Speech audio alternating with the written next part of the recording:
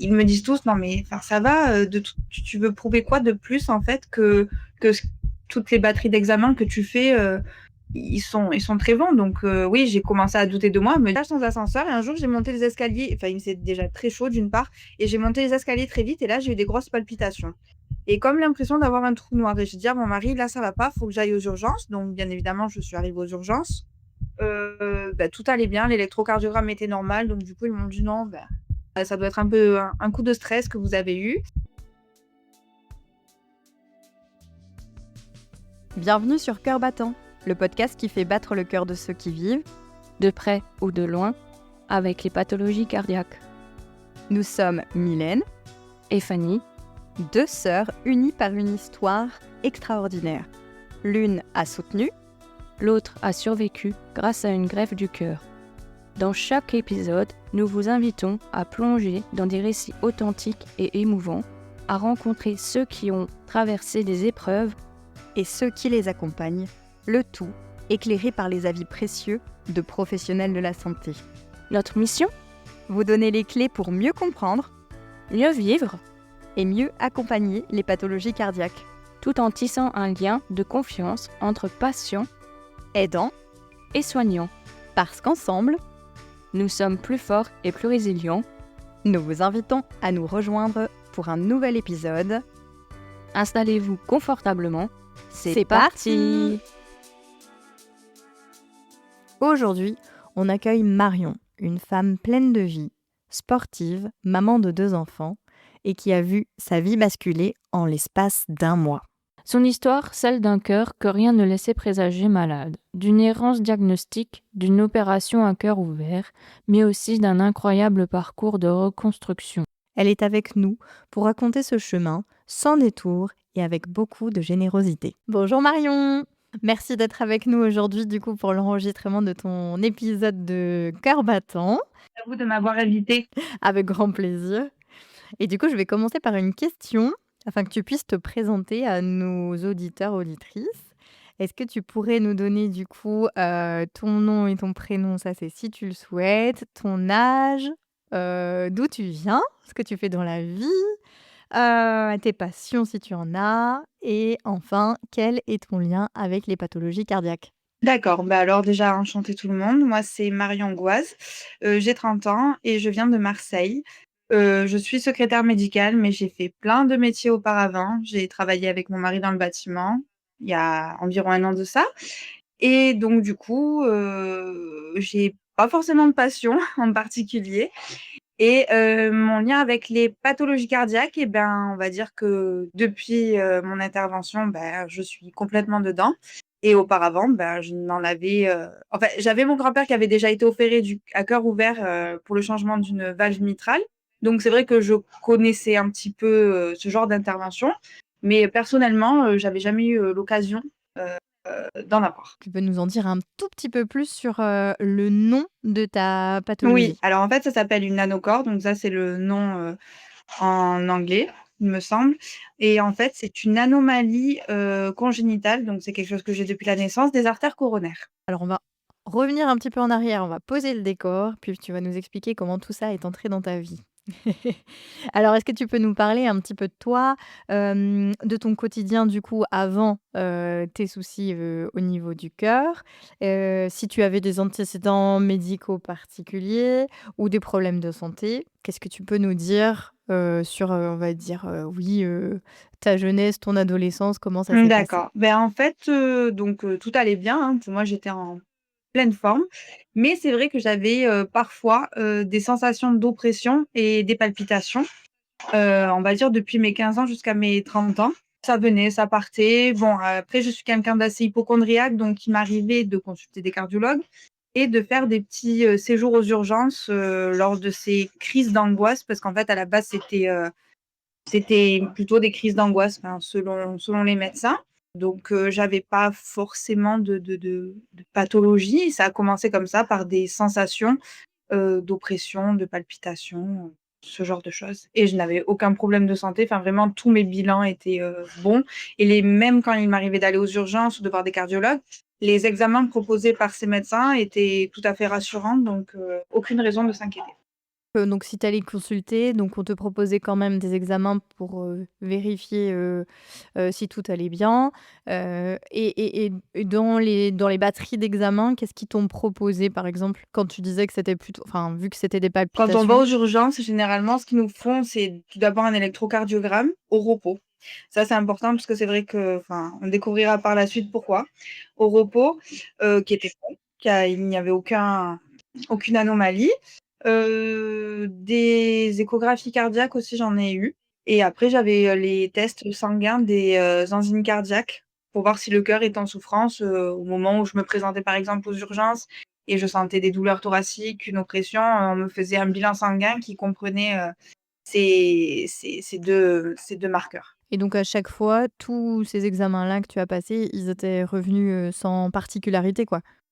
À force d'avoir, peut-être fait plusieurs rendez-vous comme ça, est-ce que à ce moment-là, tu commences à douter de toi, de ce que tu ressens? Qu'est-ce que tu te dis à ce moment-là? Beh, à ce moment-là, je me dis que je suis quelqu'un de très stressé, donc ça, je le sais, très angoissée, très stressée, ça, je le sais, j'ai pas besoin d'avoir, ce genre d'événement pour, savoir, comment je suis et savoir mon tempérament et c'est vrai que j'ai toute ma famille ils me disent tous: «Non mais enfin ça va, de tout tu veux prouver quoi de plus en fait que ce toutes les batteries d'examens que tu fais, ils sont très bons». Donc oui, j'ai commencé à douter de moi, à me dire: «Bon, est-ce que c'est pas un peu, une petite dépression passagère? Est-ce que je vais pas commencer à aller parler à quelqu'un? Peut-être que ça me ferait du bien». Enfin voilà, c'est vrai que il m'est arrivé de me poser toutes ces questions. Du coup, ce que tes symptômes qui étaient, à la base plutôt, physiques, tu t'es peut-être dit que finalement ça pouvait être lié, plutôt au côté psychologique, c'est ça? Et oui, oui, tout à fait. Le cerveau peut faire, transmettre des choses et je me suis dit: «Bon, c'est moi qui me trouve, ce genre de c'est mon cerveau qui déclenche ce genre de symptômes». Est-ce que à côté de ça, vu que, bah, voilà, tu es jeune, en bonne santé, a priori, est-ce que, quelle place a le sport du coup dans ta vie? Est-ce que tu es sportive? Est-ce que tu fais des activités Moi, j'ai un physiques? papa qui est très sportif et c'est vrai que depuis petite, enfin le sport, extrascolaire, c'était une obligation. Puis même le week-end, quand il allait à la piscine, je le suivais, quand il allait courir, je le suivais. Après, c'est vrai qu'après en étant adolescente et jeune adulte et en ayant des enfants, c'est vrai qu'après, le sport a pris une place un peu moins importante. Mais oui, j'ai eu des périodes où j'allais courir, toute seule mais j'en faisais pas régulièrement et je ne savais pas ce que c'était vraiment, l'effort physique. J'ai pu l'apprendre en rééducation cardiaque. Tu nous as dit avant que, tu étais quelqu'un qui était hypocondriaque. Est-ce que tu pourrais nous dire, ce que ça signifie pour toi, du coup, dans ta vie quotidienne? Comment est-ce que ça se manifeste et quels sont, bah, les soucis que tu éprouves face à la santé ou, tout ce qui concerne ta Ben, on santé? va dire que j'ai été élevée par ma grand-mère qui est hypocondriaque, donc je pense qu'elle m'a un petit peu transmis, ce côté de ce caractère. Après c'est vrai qu'en étant adolescente, bon après c'est l'insouciance, enfin je me posais moins de questions et c'est vraiment quand j'ai eu mes enfants et ouais, c'est vrai que des fois c'est compliqué à gérer parce que malheureusement j'use beaucoup, d'internet et c'est un de mes défauts parce que, ben, c'est vrai que quand on regarde sur internet, en fait, on a toutes les maladies du monde, quoi. Donc c'est vrai que c'est pas facile à vivre et pour mes enfants et pour mon mari. Quand je parle des séjours aux urgences, pour moi, ça c'est j'y vais, mais pour mes enfants aussi, il faut savoir que si jamais ils ont un peu trop de fièvre pendant un peu trop de temps, voilà, c'est compliqué à gérer. C'est une grande vigilance et un besoin peut-être aussi de ouais, de savoir, de connaître pourquoi et De vouloir contrôler les du coup, d'un point de vue médical, c'est quoi ton rapport bah, aux médecins, aux hôpitaux, avant tout ça? Est-ce que, bah, du coup, tu y allais, à reculons ou est-ce qu'au contraire, ça te dérangeait pas d'y aller parce que du coup, c'était la pour toi la seule manière d'avoir une réponse à tes questionnements ou à tes symptômes? moi, ça me dérangeait pas du tout d'y aller, pas enfin, de faire des prises de sang régulièrement. Même avant d'avoir ça, c'est vrai que j'aimais bien faire un bilan, sanguin tous les ans, par exemple, pour voir si tout va bien. Ça non, vraiment les docteurs, bah, c'est vrai que j'y allais régulièrement, quoi. Parce qu'on a déjà entendu d'autres personnes qui pouvaient être hypocondriaques, mais pour eux, c'était plutôt dans le sens, avoir carrément peur de se rendre chez le médecin, mais du coup, c'était pas ton cas, tu avais pas de souci pour t'y rendre et poser les questions et tout et faire les contrôles. Au contraire, ouais, c'est ça. Et est-ce que tu peux nous dire, si tu te souviens, à partir de quel moment, il y a bah, tu as senti qu'il y avait quelque chose qui était pas forcément normal? Ou tu nous disais tout à l'heure que tu commençais à avoir tous ces symptômes-là, vers l'âge de 15 ans, je crois? Ouais, comment ça s'est mis en place et comment tu t'en es Bah, c'est rendu venu compte? quand même assez subitement, hein. Il y avait rien qui pouvait, enfin, que ce soit le côté mental ou quoi, qui pouvait faire, que j'avais une crise d'angoisse, mais c'est vrai que je ressentais des palpitations.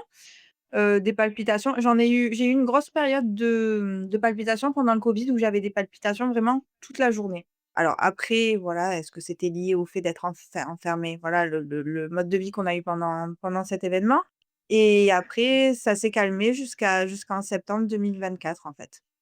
Je dirais même août, plutôt même août 2024. Et du coup, c'est quoi en fait la suite en fin de compte? Tu retournes chez les spécialistes et ensuite Alors il en s'est fait, passé en quoi? août, j'habite au troisième étage sans ascenseur et un jour j'ai monté les escaliers, enfin il faisait déjà très chaud d'une part et j'ai monté les escaliers très vite et là j'ai eu des grosses palpitations et comme l'impression d'avoir un trou noir et j'ai dit à mon mari: «Là ça va pas, faut que j'aille aux urgences». Donc bien évidemment je suis arrivée aux urgences, bah, tout allait bien, l'électrocardiogramme était normal donc du coup ils m'ont dit: «Non, bah, ça doit être un peu un coup de stress que vous avez eu».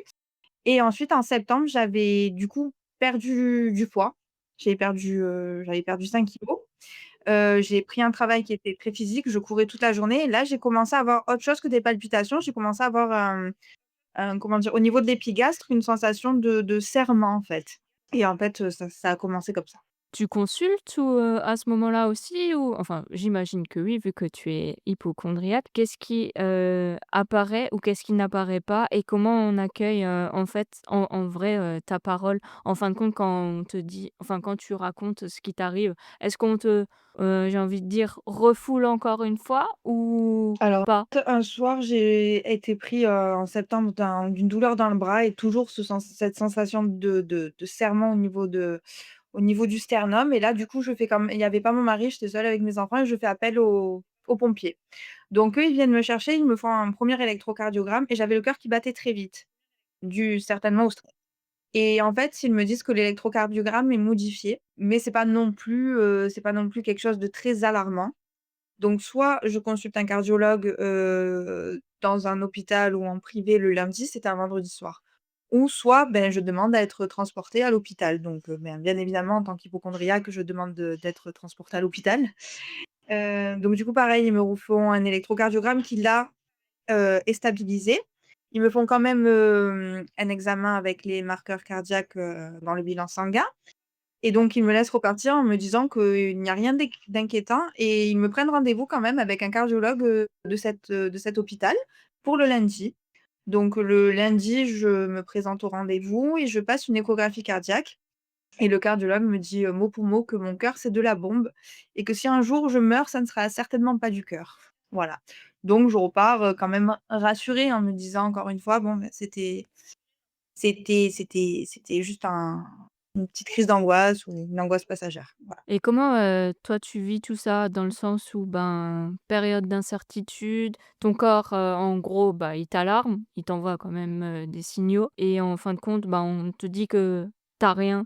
Comment est-ce qu'on vit ça en tant que, ben, patient Ben mal, hypocondriaque? mal parce qu'en plus, bah, déjà moi ça me rend pas bien, même mentalement ça me rend pas bien de me dire que je suis pas forcément, enfin c'est pas comme si j'étais persuadée de quelque chose, mais presque en fait et après au-delà de mon ressenti à moi, il y a il y a ce qui impacte les autres en fait, ce qui impacte mes enfants, mon mari qui me voit, faire des allers-retours, tout le temps consulter des médecins, lui parler que de ça, lui dire tout le temps que je me sens pas bien, ouais, c'est compliqué à gérer. Est-ce qu'à un moment donné, tu t'es sentie un peu, délaissée ou voire même, tu te dis: «Je suis Ah folle, oui, c'est dans ma complètement, tête»? hein, complètement et puis en plus moi je voulais pas du tout alors consulter quelqu'un, j'avais jamais fait. Je l'ai fait une fois, donc pendant cette période-là, j'ai pris quelqu'un au hasard, mais bon le courant n'est pas passé. Enfin franchement, je suis ressortie de la séance, je me suis dit: «En fait, bah, je vois pas ce que ça m'a apporté, hein» et je voulais surtout pas rentrer dans le vice de prendre des antidépresseurs pour me sentir mieux. Donc j'essayais vraiment de combattre cette angoisse, comme je pouvais en c'était compliqué. Où est-ce que tu trouves du coup cette force de persévérer alors que, en fin de compte, tous les examens, sont rassurants et que, ben, à côté, en fin de compte, on va dire qu'il y a quand même tous ces symptômes, qui sont là et qui persistent et que ton corps, en gros, il Bah, te en fait, parle? la force, c'est je l'ai trouvée dans les symptômes qui persistaient justement. Je me suis dit: «Enfin, c'est pas normal» et de me dire que vraiment j'avais aucune raison d'être en dépression ou quoi que ce soit. Je me suis dit: C'est pas il doit y avoir quelque chose, c'est pas normal d'avoir des symptômes et que tout aille bien en fait». Donc j'ai consulté un énième cardiologue et celui-ci, ce fut le bon. Enfin, qu'est-ce que du coup, quand tu dis celui-là, c'était enfin le bon, qu'est-ce que en fin de compte, il s'est passé, Ben, à ce alors il s'est moment-là? passé que, ben, du coup, j'ai pris rendez-vous déjà un samedi matin. C'est rare d'un cardiologue, d'être disponible le samedi matin et donc je lui explique tous mes symptômes et l'erreur peut-être aussi, j'induisais aussi certainement les médecins en erreur parce que c'est vrai que je leur disais que j'étais angoissée et que j'étais hypocondriaque. Donc l'erreur que je fais bien souvent, c'est que je me présente et je dis: «Voilà, je suis un peu stressée» et donc là, je lui dis mes symptômes, je lui énumère mes symptômes, je lui dis que j'ai perdu du poids et je lui montre mes examens que j'ai passés, de partout et il me dit: «Bon, pour moi, c'est une dépression. Vous êtes en train de faire une dépression, mais dans le doute, comme vous m'indiquez des symptômes, d'une angine de poitrine, donc des artères coronaires qui vont pas très bien et comme vous avez jamais fait de test d'effort, je vous prescris un test d'effort». C'était le premier, du coup, c'est le premier cardiologue qui te prescrit cet examen-là? Tu Honnêtement, avais j'en ai jamais vu fait plein de avant? cardiologues, mais lui, c'est le deuxième, on va dire, de cette période-là. Le test à l'effort, c'est le premier qui t'a été prescrit? Ou tu en Non, avais j'en avais déjà jamais fait fait un? auparavant. OK, donc c'est vraiment le premier Oui, cardiologue qui te dit: «Bah, explorons cette piste-là pour voir, c'est le ça. cœur à l'effort», en fait, Exactement. c'est ça, hein? Et du coup, qu'est-ce que ça te fait d'entendre, ce nouveau terme, on va dire? Enfin, je veux dire, vu que tu en as jamais entendu parler avant, c'est quoi en fin de compte, ton ressenti par rapport à ça? Tu te dis: «Ouf, enfin je me suis entendue» ou encore une fois quelqu'un qui n'a Non, pas au contraire, je me compris? dis que bon, même si, mot pour mot, il me dit, qu'en gros, pour lui, je suis en dépression, même si je trouve pas de raison de l'être, mais voilà, c'est tous les symptômes, ça peut être lié à ça. Je me dis que c'est quelqu'un qui va enfin me proposer quelque chose que je n'ai jamais fait, qui va explorer, avec d'autres examens. Et donc du coup, tu as fait le test Ouais, c'est d'effort, ça. c'est ça? J'ai fait le test d'effort et donc on pédale sur un vélo et puis on est scopé pour voir comment notre cœur réagit lors d'un effort, ça commence à un effort bas jusqu'à un effort intense jusqu'au maximum où on peut aller.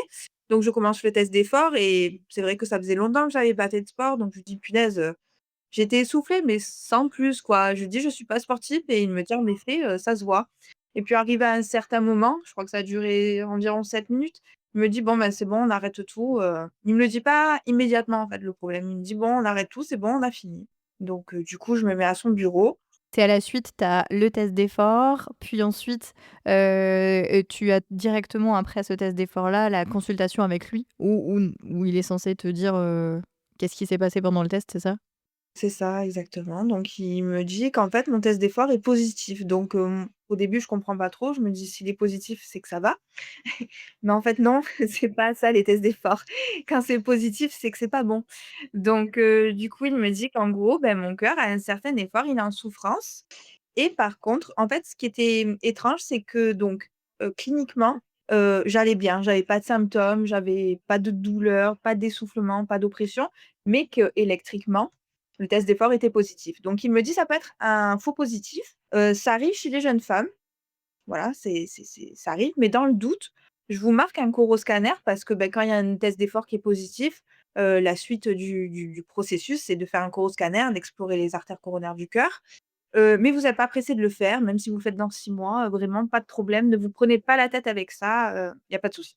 Du coup, il t'indique un spécialiste, chez qui faire ce coroscanner? Ou c'est lui-même qui doit le faire? Ça se fait dans le même Ouais, endroit voilà. ou En fait, pas? c'était dans un hôpital que j'ai fait le test d'effort parce qu'il consulte, également dans un hôpital.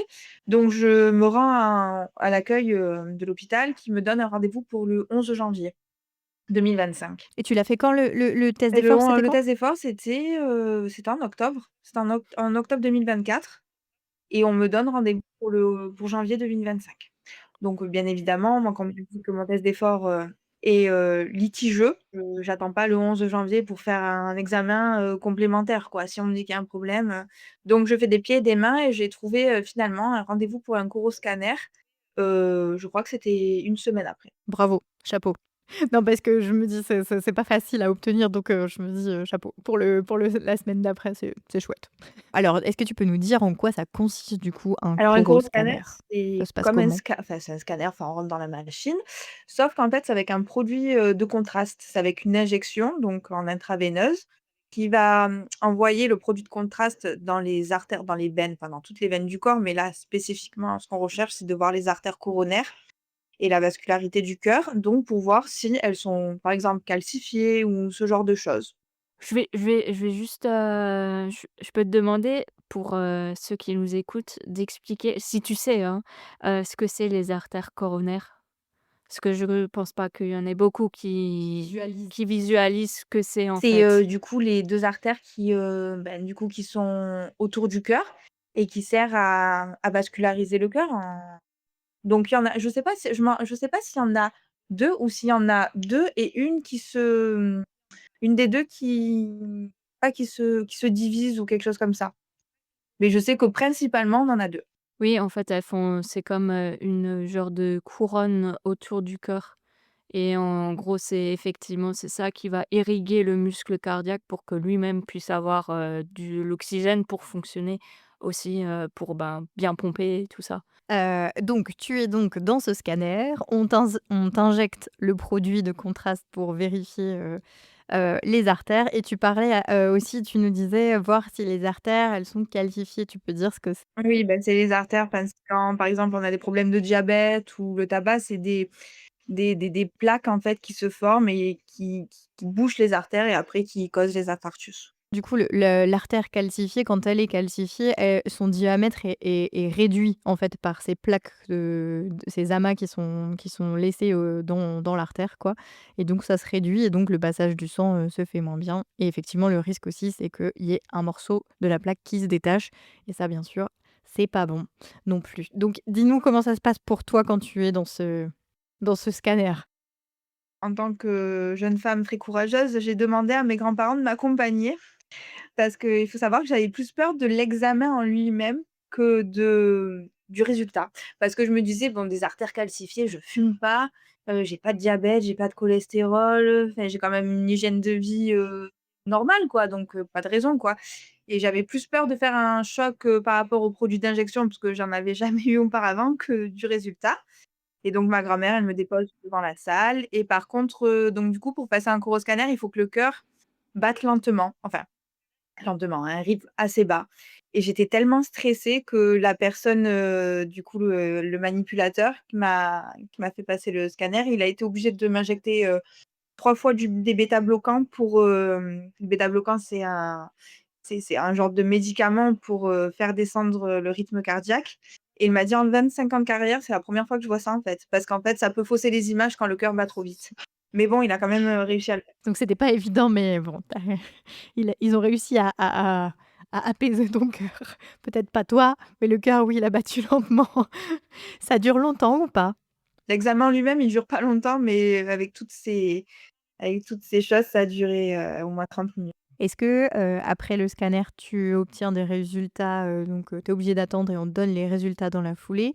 Ou est-ce qu'il faut que tu retournes chez un médecin cardiologue pour Non, non, en obtenir tes fait, on me les donne, résultats? on me dit: «Bon, ben, très bien, représentez-vous à l'accueil là où vous êtes enregistrés et la secrétaire vous donnera les résultats». Donc du coup, je vais avec mes grands-parents, attendre mes résultats. C'est un peu, comme, je schématise pour les gens qui nous écoutent, mais c'est genre on va faire une radio pour, je sais pas moi, vérifier, le bras ou la jambe.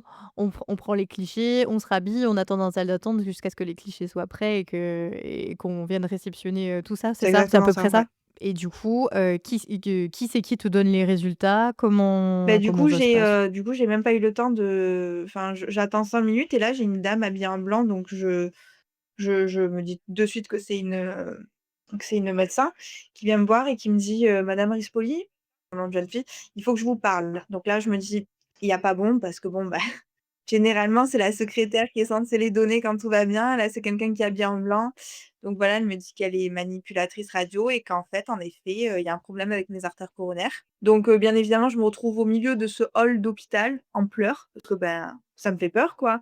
Et elle me dit: «Non, mais je peux pas vous expliquer comme ça». Donc elle me fait rentrer dans son bureau et elle essaye, tant bien que mal de me montrer l'anomalie de mes artères. Elle essaye de te le montrer, de quelle façon? Elle a les images, en fait, et elle me dit: «Bon, ben, voilà, vous avez ça, ça, ça comme anomalie», donc voilà, c'est brutal. Bon, après, en même temps, je peux comprendre, ils ont pas que moi comme patiente, donc voilà, c'est déjà bien qu'elle prenne 5 minutes pour expliquer les choses, donc mais c'est brutal. Mais c'est brutal, ouais, ouais, ouais, j'imagine. Et donc le rendez-vous, dure enfin, je veux dire, l'annonce, le diagnostic final que tu obtiens, il dure enfin, ça dure pas longtemps. On t'annonce ce qui va pas.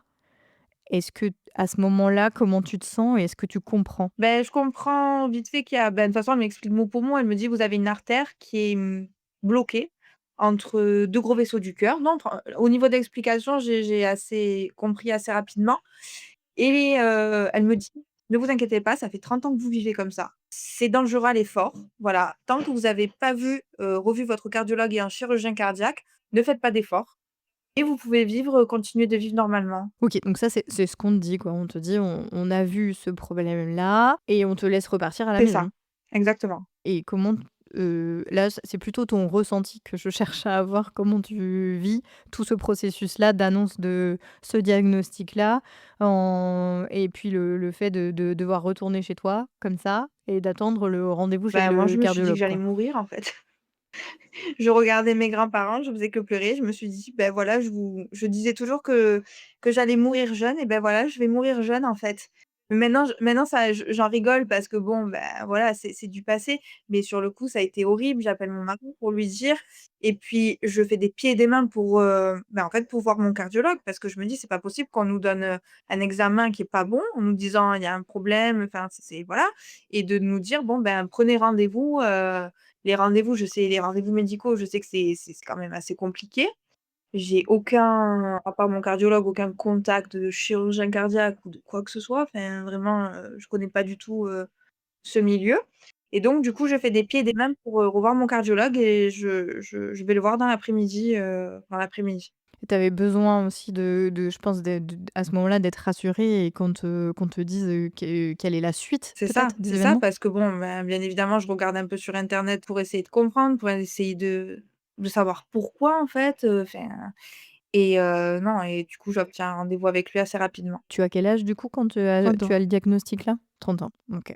Moi, j'avais une question dans le sens où, ben, ça n'a jamais été vu avant et je voulais savoir, est-ce que tu étais pas en colère envers tous les autres, spécialistes, par qui tu étais passé? Dans le sens où, bah, en fin de compte, ils t'ont tout le temps dit que tout allait bien.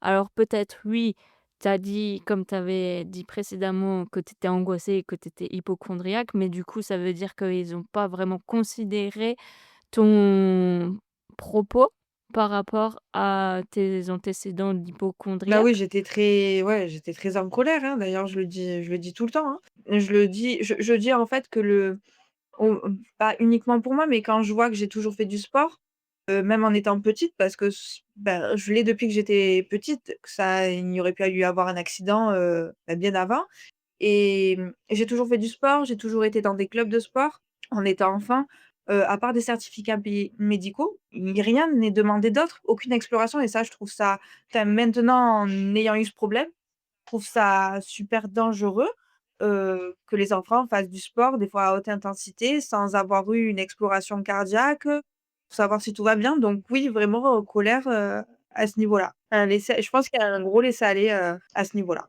Oui, je suis vraiment d'accord avec toi parce que ayant eu un peu, pas la même chose, mais on va dire que, pareil, je faisais beaucoup de sport et ils ont jamais rien vu, jusqu'à mes 12 ans donc je suis d'accord avec, ta réflexion et donc on peut considérer, ta maladie en tant que, Oui, c'est congénitale, ça. c'est bien ça? Et une fois, que, le diagnostic, a été posé, qu'est-ce que c'est la suite en fin de compte, pour toi? Donc tu es allée chez ce cardiologue, l'après-midi même, d'après ce que j'ai compris. Et en fin de compte, bah, lui, qu'est-ce qu'il dit? Parce que je crois que c'est celui-là qui t'a déjà suivi, non? C'est celui qui m'a fait faire le test d'effort, donc je retourne le voir en lui disant: «Voilà, le coroscanner que vous m'avez prescrit». Donc du coup, j'ai fait pas des pieds et des mains, mais je me suis débrouillée de trouver un rendez-vous assez rapidement parce que, bah, ça m'inquiétait et il me dit: «Bon, bah, en effet, heu, voilà, ce que vous avez, c'est très, très rare». Donc et moi, ma plus grande question, en fait, c'était je savais que enfin, voilà, avoir une pathologie cardiaque, c'est pas cool, mais en fait, ma plus grande peur, c'était l'intervention, l'opération à cœur ouvert. Donc moi, ma première question, c'était: «Mais est-ce qu'il faut que je me fasse opérer?» Même à la médecin radiologiste, c'est vraiment la première question que je lui ai posée, c'est: est-ce qu'on doit ouvrir, pour opérer?» Bon, elle m'a répondu qu'elle savait pas et que peut-être avec un stent, mais je pense qu'en fait, vu le trajet de l'artère, c'est enfin voilà, c'est en fait, ça se voit et donc il me rend mon dossier, il me dit: «Écoutez, moi, je peux plus rien faire pour vous parce que là, ça dépasse mes compétences. Moi, je suis que cardiologue et je suis pas chirurgien cardiaque». Il me donne le nom d'une personne dans un hôpital. Il me dit: «Voilà, c'est un très bon professeur, allez voir cette personne» et le problème qu'il me dit, c'est que c'est très rare et que bien souvent, ça se voit aux autopsies. Donc c'est pas un truc, voilà, je rentre pas sereine.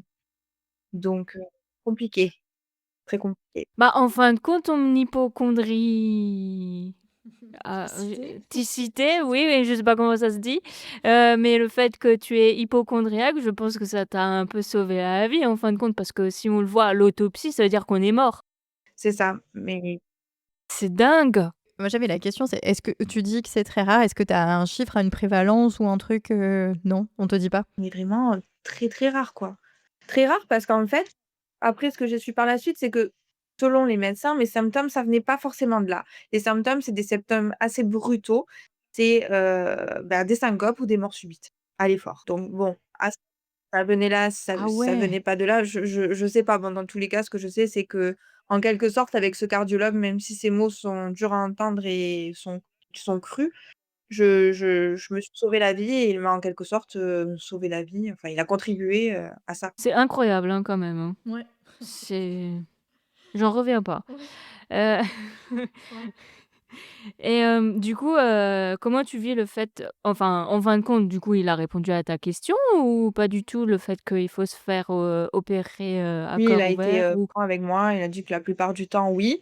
Après, ça dépend du trajet des artères, en fait. Tout dépend du trajet. Il y a des personnes qui ont cette anomalie, mais si l'artère n'est pas comprimée entre les 2 gros vaisseaux du cœur, c'est quelque chose qu'on n'opère pas. Mais là, ce qui posait problème, c'est que l'artère avait un trajet qui était très dangereux parce qu'en fait, elle était comprimée avec 2 gros vaisseaux. Justement, en fait, mon artère coronaire passait entre l'aorte et l'artère pulmonaire. d'accord et donc elle était En fait, elles comprimée naissaient pas alors? du bon endroit déjà de base, parce qu'en fait, elles naissent toutes les 2 d'un côté, différente. Mais là, elles naissaient du côté que de l'autre artère et en fait, elles passaient entre les 2 vaisseaux. Et comment tu vis, en fin de compte, le fait de devoir enfin, que tu aies eu la réponse, qu'il faut ouvrir, le thorax et te faire opérer pour que tu puisses, on va dire, avoir une vie normale par après? Grand-père, comme je vous l'ai dit, s'était fait opérer, il y avait 20 ans, année pour année. J'étais petite, je crois que je devais avoir, 6-7 ans et déjà à l'époque, j'ai eu le souvenir de l'avoir vu, pas dans un mauvais état, hein, de l'avoir vu, à l'hôpital après l'intervention. Ça allait très bien. Après, il est toujours en vie, ça fait 20 ans et Dieu merci, je touche du bois, il pète la forme. Donc ça va et je savais déjà comment ça allait se passer puisque des fois quand on parlait de comme je suis hypocondriaque et des fois je lui disais: «Mais tu te rends compte papy, l'intervention que tu as subie, enfin, ils ont ouvert ton thorax, ils t'ont arrêté le cœur». Enfin, je trouvais ça dingue, en fait. Je trouvais que c'est vraiment l'intervention qui pouvait me faire le plus peur de toutes les interventions, en fait. J'imaginais pas pire. Et en fin de compte, pourquoi, ça te fait si peur? C'est quoi la en fait, le mot peur, ça englobe beaucoup de choses, mais en fin de compte, ça englobe, quoi? De cette intervention, la peur, c'est moi, ma principale peur, c'était que mon cœur soit arrêté et qu'il reparte pas, en fait. Tout simplement. Après l'ouverture, l'anesthésie, ce genre de choses, bon voilà, mais la chose principale, c'était l'arrêt du cœur, pendant l'intervention. Le cardiologue qui te dit: «Il faut, du coup se faire opérer pour que cette malformation puisse être modifiée, que ça puisse être, réparer en quelque sorte, il t'envoie chez un professeur et tu obtiens un rendez-vous sous quel délai? Parce que toi, tu es dans un enfin, tu sais maintenant que tu dois te faire opérer, tu disais que c'est ta plus grosse peur. Donc j'ai enfin, est-ce que tu attends longtemps avant ce rendez-vous-là et de savoir plus? Parce que ça tu dois être dans un état, ben, quand même de stress intense. Tante à moi qui est, médecin généraliste et qui est en contact avec, un professeur, Mmh. de chi enfin, de chirurgie cardiaque, en fait. Et donc c'est vrai que je réussis à avoir un rendez-vous assez rapidement et les choses se sont faites, très rapidement puisqu'entre l'annonce enfin, entre le cours scanner, l'annonce du diagnostic et mon intervention, il y a eu un mois. Donc les choses se sont fait vraiment très rapidement. Bon et c'est quelque part, très bien pour toi parce que je pense que sinon tu en aurais beaucoup souffert, bah, tous les jours quoi, voilà. Et donc du coup, tu vas, chez je sais pas si c'est un professeur ou un chir juste, mais en tout cas, tu vas chez cette personne et en fin de compte, ce spécialiste, va t'annoncer qu'il faut opérer et comment ça se passe? Je vais le voir avec mon mari parce que mon mari, il a tenu à être, là avec moi, sachant que bah, j'étais stressée et que c'est vrai que je voyais toujours, le côté le plus négatif des choses, quoi. Donc il m'a dit: «Au moins, tu rentres pas du rendez-vous en m'expliquant et là, au moins, j'entends vraiment ce qu'on te dit». Et donc oui, il me dit qu'en fait, lui, il est rassurant. Il me dit que pour lui, c'est une opération du cœur et à cœur ouvert, certes, mais c'est comme une appendicite pour lui. En fait, il s'agit juste de rebrancher un tuyau au bon endroit et qu'il en a opéré déjà auparavant. C'est certes rare, mais c'est des cas qu'il a pu, traiter et qu'il y a même, des gens qui reprennent le sport, d'un niveau professionnel après cette intervention. Donc pas d'inquiétude à avoir. De plus, que je suis jeune, je suis pas en surpoids, j'ai pas de diabète, de cholestérol, enfin, j'ai tous les je coche toutes les bonnes ca enfin les cases pour que l'intervention se passe, bah, du mieux possible. Et à ce moment-là, enfin, du mieux possible, oui. Et donc, l'opération en elle-même, est-ce qu'elle s'est bien, passée? J'imagine que oui, sinon tu serais pas là. Mais on aimerait savoir quand même. Et sous quel délai? Pardon, mais du coup, tu es au rendez-vous avec lui et il te dit: «OK, il faut faire opérer». Bon, savoir effectivement comment ça s'est passé, c'est une chose. Mais du coup, combien de temps après il te propose l'opération, Le lui? rendez-vous que j'ai eu avec lui, c'était le jour d'Halloween, c'était le 31 octobre. Il me fixe un rendez-vous 2 semaines après, je crois, ou une semaine après pour faire une, coronarographie. Donc, un examen un petit peu plus approfondi, de mes artères coronaires pour vraiment voir, ben, du coup, vraiment voir si elles sont assez, si elle est assez grosse, du moins l'artère qui a un problème, qui a le problème et quelle méthode parce qu'il y a plusieurs méthodes pour réparer cette anomalie, quelle méthode il va pouvoir utiliser et c'est après cette coronarographie, c'est le jour où je passe la coronarographie que je rencontre également l'anesthésiste et qu'on programme une date, pour l'intervention. Ça s'est fait, 3 semaines après, quoi. Et est-ce que, tu te souviens comment ça s'est passé la coronarographie? Parce que c'est Oui, assez c'est vrai. spécial Ben quand en même, fait, hein? j'y suis allée, sereine parce que je me suis dit: «Franchement, vu ce que tu vas t'apprêter à vivre, après la coronarographie, tu peux pas être stressée pour une coronarographie, c'est pas possible. Donc vas-y sereine». Donc non, j'y suis allée très sereine et sur la table, du coup d'examen, ils m'ont demandé si je voulais quelque chose pour me détendre et j'ai dit que non, ça allait quoi, j'étais pas du tout stressée et par contre, c'est un endroit où il fait froid, où, ben, on n'est pas beaucoup couvert et ils sont venus me voir, ils m'ont dit: «Par contre, vous êtes trop crispés, donc là, on est obligé de vous injecter, un tranquillisant juste pour que vos artères et vos vaisseaux se décrispent un peu». Donc non, j'étais pas spécialement, ça allait. C'est sûr que c'est pas en fait, c'est pas agréable comme sensation, mais ça a été rapide. Par contre, le cardiologue, interventionnel m'avait prévenu que ça risquait de durer longtemps parce que comme il cherchait une malformation, ça pouvait prendre plus de temps, mais en 30 minutes, la malformation enfin, ils ont trouvé le problème et ça a été très rapide. En gros, ils endorment le poignet et du coup, ils passent par le poignet par une petite sonde et ils remontent jusqu'au cœur et c'est là où ils peuvent voir, tout ce qui est, coronaire, au niveau cardiaque. Comment est-ce que tu annonces tout ça à ton entourage, à ton mari, tes enfants? tes grands-parents? Parce que j'ai cru comprendre que tu étais très proche, d'eux. Mes grands-parents, ça a été dur pour eux, cocheur, parce que, ils étaient avec moi, en fait, quand j'ai appris ça. Mon grand-père qui est très sensible, il était en pleurs. Ma grand-mère, non, par contre, elle a jusqu'à l'intervention, elle était pas inquiète, elle me disait: «Ça va bien se passer». Enfin, vraiment, elle me remontait le moral tout le temps. Mon mari, pareil, il était très, très confiant. Il me remontait le moral et mes enfants le enfin, ils se sont mis à pleurer quand je leur ai dit, parce que le cardiologue m'a expliqué au niveau des délais, d'hospitalisation. Donc ils se sont un peu mis, voilà, ils se sont un peu mis à pleurer quand je leur ai dit que c'était en gros entre 2 et 3 semaines où je serais pas à la maison. Mais après, ils ont enfin, je pense qu'ils sont encore petits pour réaliser ce genre de choses, quoi, enfin Donc globalement, ils ont bien réagi, on va dire, et puis mais ils étaient oui, très oui, oui. émotifs. Oui, oui, ça s'est bien passé, mais c'est vrai qu'au début, ça a été un peu compliqué. L'opération, du coup, en elle-même, ça s'est bien passé, le cœur a repris d'après ce que je vois là à l'écran. Et en fin de compte, ben, quand on est à cœur ouvert, on a une circulation extracorporelle. Et est-ce que tu te rappelles de ton état d'esprit juste, avant l'opération? Vu qu'avant, tu as justement dit que tu avais pas stressé pour la petite, mais pour la grosse, En c'était fait, autre moi, je chose. suis rentrée à l'hôpital, donc mon intervention, elle était programmée, pour le lendemain et donc du coup, le professeur qui devait m'opérer est venu m'annoncer que au niveau des places en réanimation, il se peut que mon intervention allait être décalée au su au surlendemain. Mais bon, de quand même, enfin, que je serais informée le jour même. Donc je me suis préparée le jour même qui était prévu, initialement, jusqu'au dernier moment et là, c'est vrai que ce jour-là, j'étais pas bien, en fait. J'ai appelé toute ma f en fait, déjà, l'intervention était prévue pour 13h. Et je trouvais ça, étrange de se faire, opérer à 13h. Je sais pas pourquoi. Je pensais que c'était plus, tôt le matin qu'au début d'après-midi, quoi. Donc déjà l'heure me convenait, pas trop et j'ai appelé toute ma famille en pleurant, vraiment je pleurais.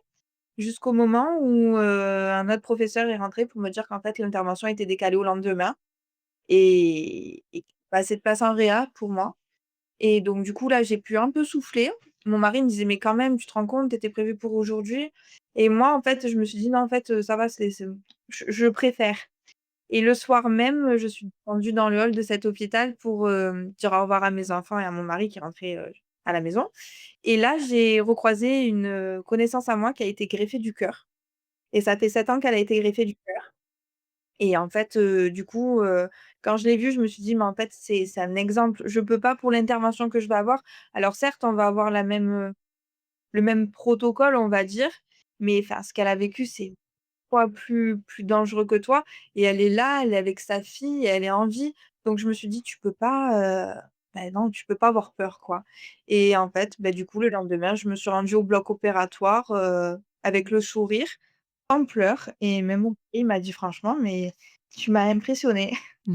C'est trop mignon. Bravo! Ouais, bravo, Bravo! vraiment. Et du coup, tu te réveilles et tu te réveilles assez bien ou J'avais un peu dans le tellement entendu, gaz? dire, qu'en fait, le réveil dépendait du moment où on s'endort et en fait, après, j'étais, certes bien, mais j'ai eu des personnes, extraordinaires, les anesthésistes qui m'ont mis, comme dans un petit cocon, qui m'ont fait écouter la musique que je voulais, qui m'ont dit: «Pense à quelque chose». Puis il y en a une qui m'a dit: «Pensez à vos enfants». Je dis: «Non», qui commençait à me parler de mes enfants, je dis: «Alors par contre, on va pas parler de ça parce que sinon c'est sûr que je vais pleurer en m'endormant».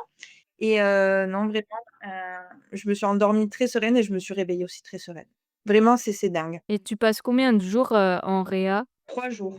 3 jours? Ah oui, c'est rapide, hein. Tu la réanimation, ça a pas été en fait, ça a été le côté le plus compliqué pour moi, vraiment. Est-ce que tu peux nous dire, pour toi? On m'a parlé de la réanimation, l'anesthésiste m'en avait un peu parlé.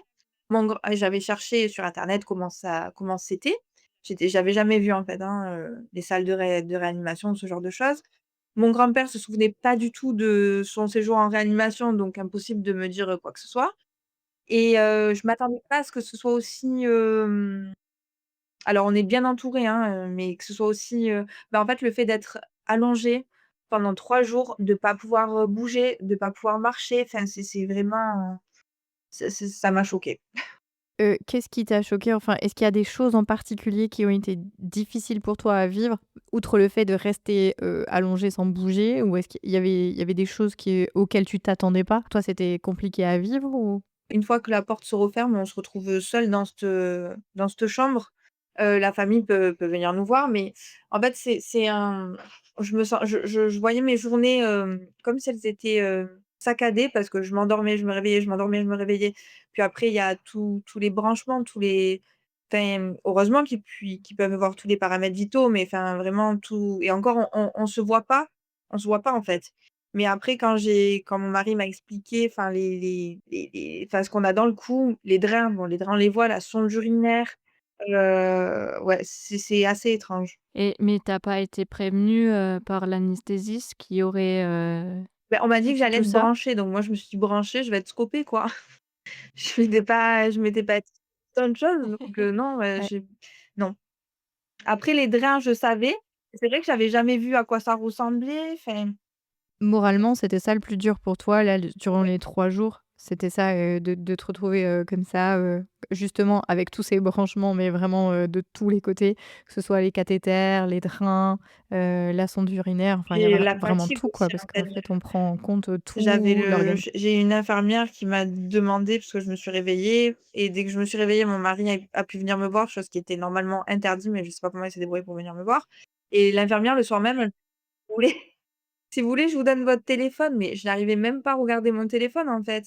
C'était une grande fatigue et puis surtout l'envie de vomir, pas manger pendant 3 jours, j'ai rien pu avaler pendant 3 jours et en fait, je me sentais vraiment, dépérir. Je me suis dit: «Si je me suis faite opérer pour être comme ça, enfin, c'est un truc de fou, quoi». Après ces 3 jours en réanimation, tu pars dans quel service ensuite?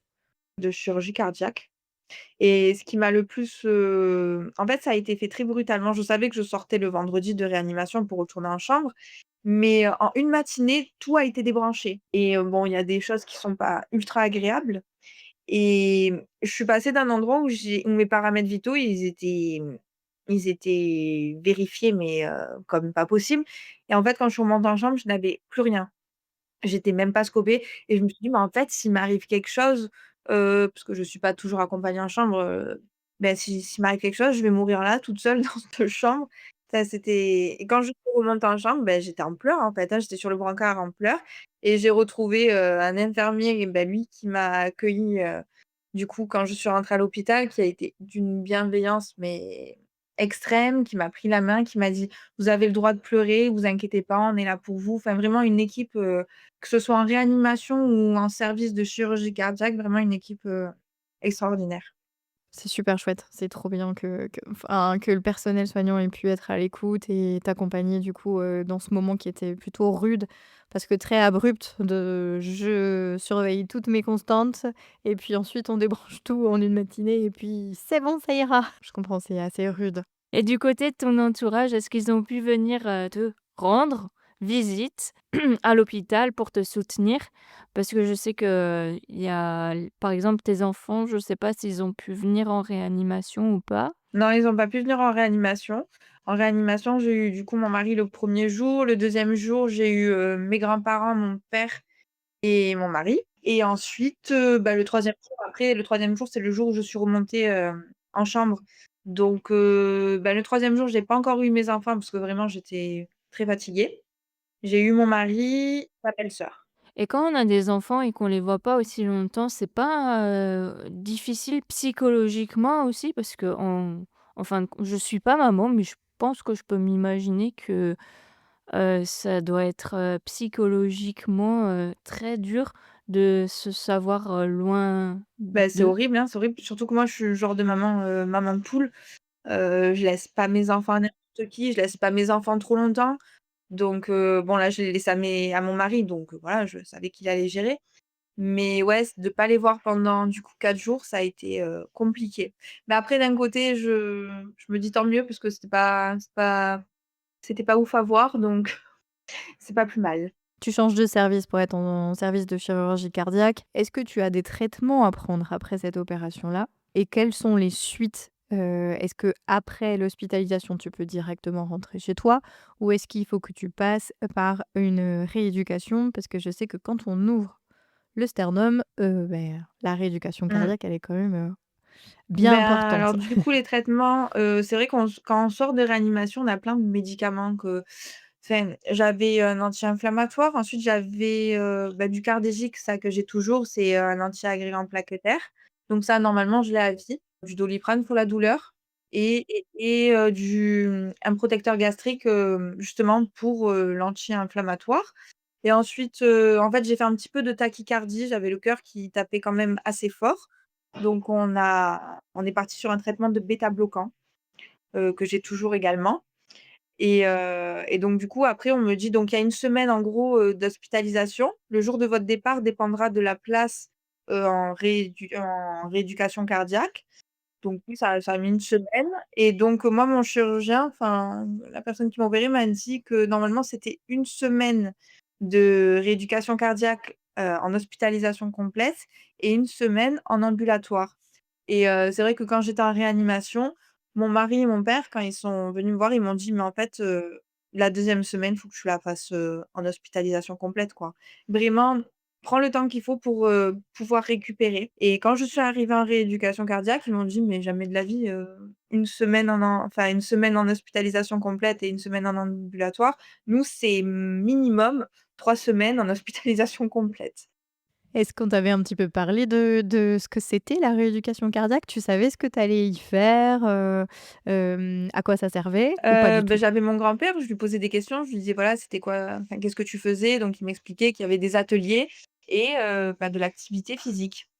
Mais sinon, pas non, pas tant que ça, je m'étais pas trop penchée sur ce sujet-là. Est-ce que tu peux nous parler du coup de ta rééducation cardiaque? Comment ça s'est passé? Qu'est-ce que ça t'a apporté?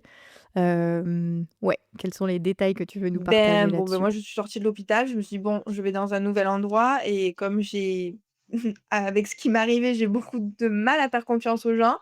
Je me suis dit: «Enfin, on va voir comment c'est cet endroit». C'est vrai que j'arrive un vendredi après-midi, il y a pas beaucoup de monde parce que, ben, les soignants sont partis. Bon, c'est un petit end c'est pas un grand centre, hein, c'est un petit centre. Un peu sceptique, en fait. Je me dis: «Bon, on va voir». Donc je tombe sur, par contre, sur une interne, en cardiologie super sympa qui s'appelle comme moi, en plus. Donc le courant passe super et elle me motive, en fait. Elle rentre dans ma chambre, elle me trouve allongée, elle me dit: «Non, non, mais là, enfin, faut pas rester allongée. Bah, là, maintenant, à partir de maintenant, ça va être, une étape cruciale et il va falloir, réapprendre à bouger et bouger». Et donc du coup, ça a été, au début, ça a été compliqué, mais en fait, ça a été une expérience, de dingue et j'ai fait des très belles rencontres, donc je suis trop contente. Et du coup, qu'est-ce que tu as appris toi pendant ta rééducation Ben, cardiaque? j'ai appris plein de choses, vraiment aussi bien, en activité physique qu'avec les ateliers qui nous étaient thérapeutiques, qui nous étaient proposés.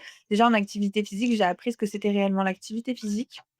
C'est de faire un effort quand même, plus ou moins soutenu pendant 30 à 45 minutes alors que bon avant je faisais 20 minutes, je me disais: «C'est bon» ou 15 minutes, je me disais: «C'est bon, j'ai fait du sport». Donc en fait, j'ai appris à travailler le cardio, chose que j'avais jamais fait et après au niveau de l'alimentation, au niveau, du fonctionnement du cœur, après il y avait un atelier pour le stress aussi, non ça m'a vraiment apporté plein, plein, plein de choses, vraiment et donc du coup, c'est une étape cruciale en fait parce que ça nous permet de vraiment reprendre confiance en nos capacités physiques et de reprendre confiance, en notre corps après une grosse intervention comme ça et c'est pas évident.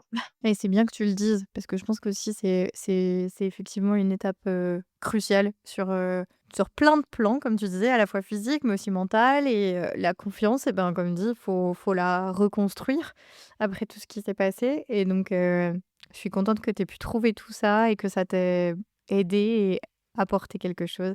Ta rééducation du coup, elle dure, et du coup tu fais 3 semaines, en Non, du coup, je fais 2 hospitalisation semaines parce qu'il y complète? avait les fêtes de Noël.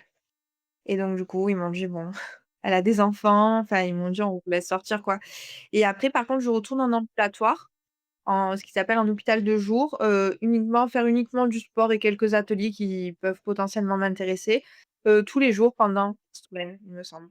Comment se passe ton retour à la maison? Parce que du coup, là, tu avais enchaîné les hospitalisations et quand tu es en ambulatoire, tu retournes quand même chez toi. Est-ce que tu as appréhendé ce moment? Est-ce que c'était compliqué pour toi de retourner à la maison, de sortir complètement du C'était milieu super médical? compliqué. En fait, avant de retourner déjà totalement à la maison, on a des autorisations. Donc pas le premier week-end parce que je suis arrivée le premier week-end, mais le deuxième week-end, j'ai une autorisation, de retourner un jour, même pas une nuit, hein, vraiment la journée à la maison et j'avais attrapé, le kiné, qui me faisait faire les exercices et je lui avais dit: «Moi, j'habite au troisième étage sans ascenseur. Franchement, je pense pas que je vais réussir à monter les marches». Et il m'a dit: «Ah bon? Allez venez, on va monter 4 étages». Il m'a fait monter les 4 étages, il m'a dit: «Voilà, enfin montez-les et puis si jamais vous êtes essoufflé, ça sera, en fait, c'est l'effort physique après une intervention, c'est au niveau de l'essoufflement qu'on voit, si on est apte ou pas à faire de l'effort» et donc franchement, il m'a redonné confiance direct, mais c'est vrai que j'appréhendais énormément le fait de devoir retrouver ma vie d'avant, surtout que j'aime pas rester sans rien faire et ce genre de choses, quoi et à la fois j'ai peur, donc c'est très mitigé. Du coup, j'imagine que la vie, elle a quand même, changé dans le sens où tu as vu le avant-après. Par exemple, surtout sur tes 3 étages. Avant, tu montais tes 3 étages, tu étais peut-être sûrement essoufflé et maintenant tu les montes, peut-être en un claquement de doigts, je sais pas? Bon, quand même pas en un claquement de doigts, mais ouais, c'est vrai qu'au niveau de l'essoufflement, après avant je faisais les choses sans trop réfléchir, sans je montais des sacs de courses, je travaillais dans le bâtiment avec mon mari, enfin vraiment je me pensais, invincible. Donc là, c'est vrai que maintenant avec le recul, je fais plus attention par rapport à ce que j'ai eu.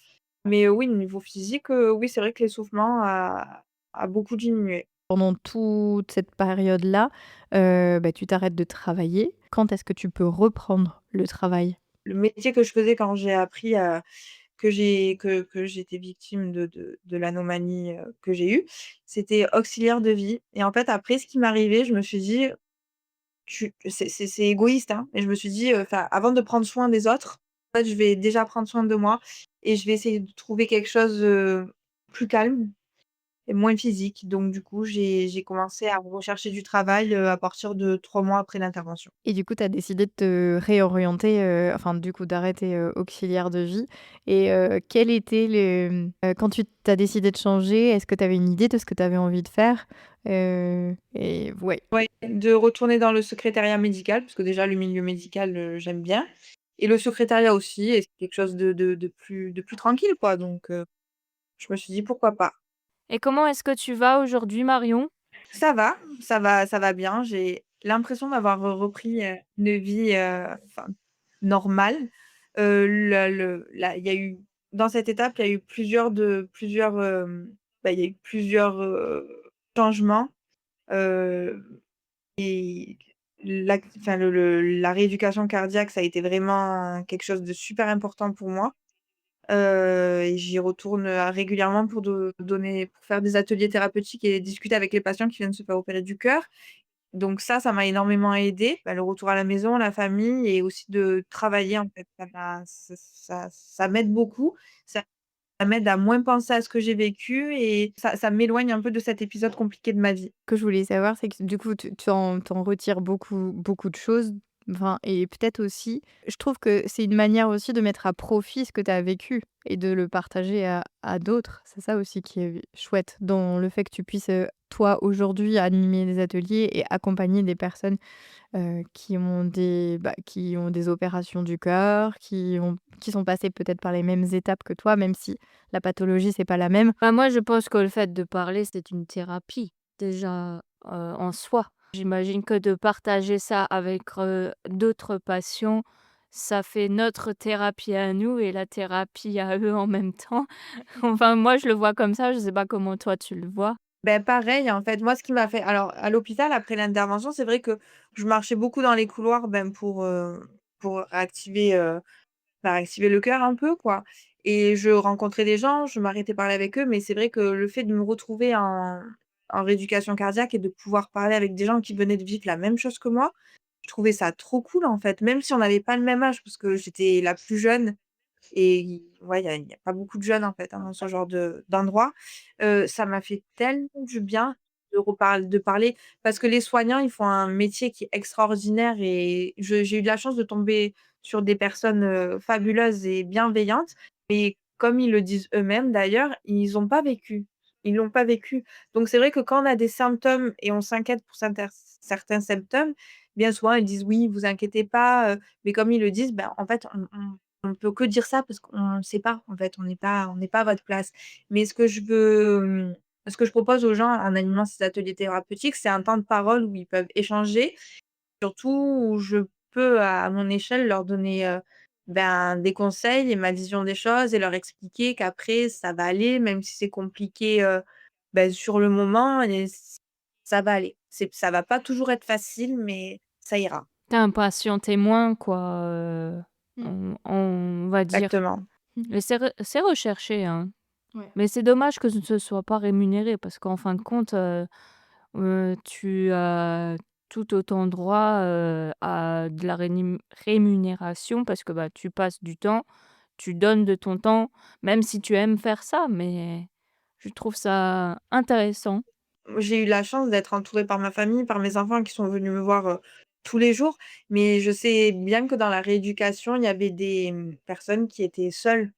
Par exemple, nous à Marseille, on accueille beaucoup de gens qui viennent de Corse parce qu'en Corse, ils ont pas les structures nécessaires pour, ce genre d'intervention et c'est vrai qu'il y avait des gens qui étaient seuls, sans famille. Je me disais: «Mon Dieu, mais moi, si je suis dans cet état-là et que j'ai tous les jours quelqu'un, qui vient me voir» parce qu'il y avait des moments où ça allait.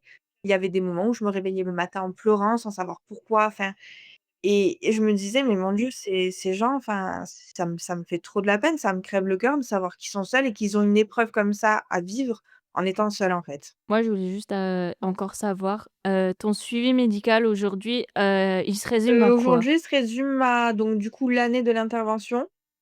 Un contrôle tous les 6 mois et après ça sera tous les ans et après bon, pendant le contrôle, ils font des examens assez basiques, hein, du style une échographie cardiaque et un électrocardiogramme et j'ai repassé un cours au scanner, la veille, en fait, avant de sortir de l'hôpital pour aller en rééducation. Et je voulais souligner dans le sens où, bah, tu t'es fait opérer en début d'année Ouais. et tu arrives déjà à en parler avec tellement de recul Ouais. que je pense que beaucoup de gens vont se Eh demander ouais, comment tu ben fais. ouais, bah, après c'était en fin d'année. Ben c'est vrai qu'en fait, c'est trop bizarre parce que va y avoir des périodes où je vais beaucoup y penser et il va y avoir des périodes où, quand je suis prise par mes tâches quotidiennes de la vie, où c'est vrai que je vais pas y penser et avec le temps, j'ai l'impression qu'en fait, des fois, le matin, je me réveille et ça reste un peu comme c'est fou de dire ça, mais comme un cauchemar, en fait. Des fois, je me dis: «Mais c'est dingue, enfin, je me suis fait opérer à cœur ouvert» et c'est comme si je réalisais pas. En fait, au plus je m'en éloigne et au plus je réalise de moins en moins que je me suis fait opérer à cœur ouvert. C'est trop bizarre. Et niveau psychologique, je voulais encore, te demander, mais c'est OK si tu veux pas y répondre, mais en tant que femme justement, Mmh. est-ce que, tu oses montrer la cicatrice? Est-ce que tu es pas en symbiose, mais est-ce que tu es OK de oui voilà, est-ce que tu acceptes, ta cicatrice? Parce qu'on est d'accord qu'à corps ouvert, bah, c'est une cicatrice et elle est pas forcément petite, mais est-ce que tu acceptes, Ouais, cette en fait, oui, cicatrice-là? parce que je pense que d'avoir vu mon grand-père avec une cicatrice comme ça, je pense que ça m'a un peu, je sais pas comment le dire, mais ça me finalement, ça me choque pas, en fait et c'est vrai que quand on dit aux gens, vraiment, quand on dit aux gens qu'on va se faire opérer à cœur ouvert, la plupart du temps, la première chose ce dont ils m'ont parlé, c'est: «Oh mon Dieu, tu vas avoir une cicatrice».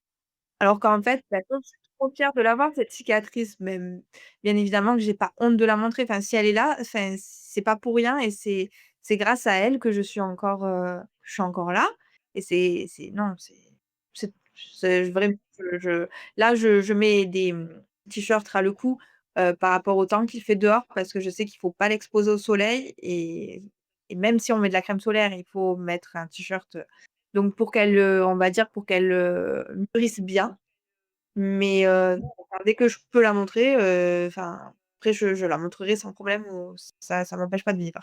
Je comprends tout à fait, je suis dans la même team. Mmh. Heu, Un petit conseil pour l'été, si jamais tu vas aller à la mer, vu qu'à Marseille, il y a la mer, les t-shirts Décathlon anti-UV, ils sont top. Merci, je prends. Et du coup, en dernière question, pour, l'engagement, est-ce que, cette épreuve t'a changé et si oui, dans quelle, façon de voir la vie, la santé et les Ben, autres? ouais, ça m'a changé dans le sens où, à certains niveaux, je me prends beaucoup moins la tête qu'avant. Malheureusement, je dirais que avant, j'avais peur de la mort parce que bon, quand on est hypocondriaque, on a fatalement peur de mourir, en fait, hein, c'est pas j'avais plus peur de la mort que peur des maladies en elles-mêmes. Mais ça m'a fait réaliser qu'en fait, ben, ça peut arriver, malheureusement. Ça m'a fait prendre conscience que vraiment ça peut arriver, mais après voilà, c'est il y a j'ai que des bons enfin je suis contente d'être là. Ça m'a fait prendre conscience que la médecine est en évolution, ben, qu'ils font des trucs de fou, en fait, hein, tout simplement. Et qu'on a de la chance d'être en France, vraiment, parce que c'est pas tous les pays ont la chance de subir une intervention comme ça et de payer pas grand-chose, voire de rien payer, donc on a vraiment trop de chance. Et après, d'un point de vue personnel, oui, de profiter de la vie et de me prendre la tête, enfin, du moins d'essayer de me prendre la tête, sur des choses qui le valent vraiment plutôt que sur des petites broutilles. Enfin, merci pour ton partage, à ce sujet-là. Les dernières questions que j'ai à te poser, ça peut recouper ce que tu viens de dire parce que est-ce qu'avec le recul, qu'est-ce que tu peux retenir de cette, traversée donc, de toute, la découverte du coup de ton anomalie congénitale au niveau de tes artères, coronaires jusque la fin de ta rééducation cardiaque et la reprise, enfin le changement professionnel et tout ça? Ce que je retiens, c'est que, ben, c'est qu'il faut profiter de chaque instant de la vie et s'écouter surtout. C'est ce que je dirais. Si tout le monde nous dit qu'on est hypocondriaque et qu'on casse les pieds à tout le monde, je pense qu'en fait, des fois, le corps, il nous envoie des signaux d'alarme et il faut vraiment les écouter et persévérer. Moi, c'est ce que je dis toujours à mes enfants, hein, quand ils ont mal, je leur dis: «Mais est-ce que tu as vraiment mal?» Enfin, vraiment, c'est super important. C'est en quelque sorte ce qui m'a sauvée, donc Est-ce qu'il y aurait quelque chose, si tu avais pu le savoir avant, est-ce qu'il y aurait quelque chose qu'on tu aurais voulu qu'on te dise avant que tu traverses toutes ces épreuves? ouais, qu'on me parle plus de la réanimation, sans doute, ça c'est sûr et certain qu'on m'en informe plus parce que j'aime bien savoir les choses avant de les vivre, en fait. Je sais que le personnel médical est des fois, peut-être pas obligé, mais selon certains traits de caractère, à ne pas trop en dire pour ne pas avoir, des répercussions qui sont quand même, importantes. Mais un truc simple, le fait d'enlever des drains, j'aurais aimé qu'on me dise pas que ce soit juste désagréable. Voilà, ce genre de choses. Je préfère savoir les choses comme elles sont. Juste me parler de la réanimation un peu plus, en fait. Est-ce que tu as un message à faire passer aujourd'hui à celles et ceux qui nous Ben, mon écoutent? message, en essayant d'être positif, c'est qu'on peut, avoir été opéré du cœur, après je sais qu'il y a différentes, pathologies et qu'il y a des pathologies qui sont plus ou moins graves, mais bon, on peut reprendre une vie, quasiment normale et je peux vous dire que c'était pas gagné quand j'étais à l'hôpital et que j'avais pas du tout cet état d'esprit. J'étais plus, du style à pleurer, à m'imaginer tous les scénarios possibles des suites, opératoires, à me dire: «Putain, il va m'arriver ci, il va m'arriver ça». Mais ouais, que la vie, elle continue, heureusement et en bien et voilà, de garder espoir et ensuite concernant, c'est vrai que concernant tout ce qui est, diagnostic malheureusement, je trouve qu'il y a un laisser-aller au niveau des diagnostics et de l'écoute des patients au niveau de la médecine parce que enfin de certains médecins parce que, ben, j'ai pu me rendre compte en rééducation cardiaque que bien souvent les femmes, en fait, elles étaient pas écoutées et leur diagnostic avait mis du temps avant d'être posé. Je suis pas la seule dans ce cas-là donc voilà. De persévérer quand on est, à peu près persuadé d'avoir, quelque chose. Merci de nous le rappeler ça, Marion. En tout cas, on est toutes les 2 super contentes que tu aies pu nous déposer, tout ça aujourd'hui avec, ouais, comme dit Fanny, c'était hier, quoi. Enfin, je veux dire, ça ça fait pas longtemps du tout que tu as fait tout ça et c'est vrai que tu en parles, déjà avec beaucoup de De de recul. recul et du coup, merci, d'avoir, dit oui à notre proposition, d'enregistrement et parce que, c'est trop chouette quoi de pouvoir, écouter ces témoignages et je pense que ça pourra être bénéfique, à tous ceux qui en auront besoin J'espère. de l'entendre. Merci Merci à beaucoup vous. Marion. Merci Marion pour ce témoignage si puissant, si précieux. Ton histoire, c'est celle d'une vigilance, d'un instinct qu'il ne faut jamais étouffer et surtout d'une reconstruction inspirante. Tu nous rappelles que connaître son corps, l'écouter, le respecter, c'est essentiel. Et que, parfois, même les cœurs les plus sportifs peuvent cacher des vulnérabilités. Mais avec du soutien, de la rééducation et de la lumière, on peut avancer. Un battement après l'autre.